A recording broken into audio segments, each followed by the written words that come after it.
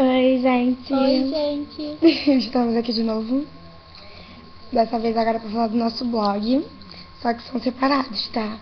O meu tem há 3 aninhos. Muita gente conhece, mas muita gente do fake, essas coisas. Quase ninguém do Facebook. Tá, vocês sabem, né? Eu tô meio nervosa pra falar assim, mas ela me obrigou, praticamente. Vim recomendar. Lá eu escrevo o que eu sinto, o que eu acho.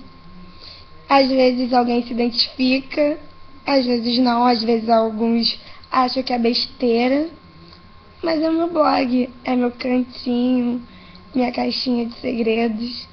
Muita gente gosta. Espero que vocês se identifiquem um pouco. Só seguir. Gigareis, quer dizer, blogger.com. Blogger? Se escreve blogger, mas se fala blog.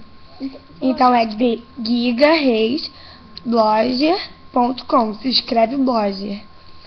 Valeu, gente. E o meu blog, ele é sobre a minha fanfic, que se chama But You Gone.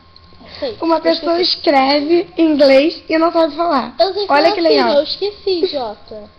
Você estragou o vídeo agora. Não, estraguei Então, não. E nele eu deixo algumas informações que eu acabo deixando escapar na fanfic. E eu espero que vocês gostem tanto do blog quanto da fanfic. Eu não vou ficar explicando porque eu não sou mental que nem ela. O blog é nooboliver.blogger.com.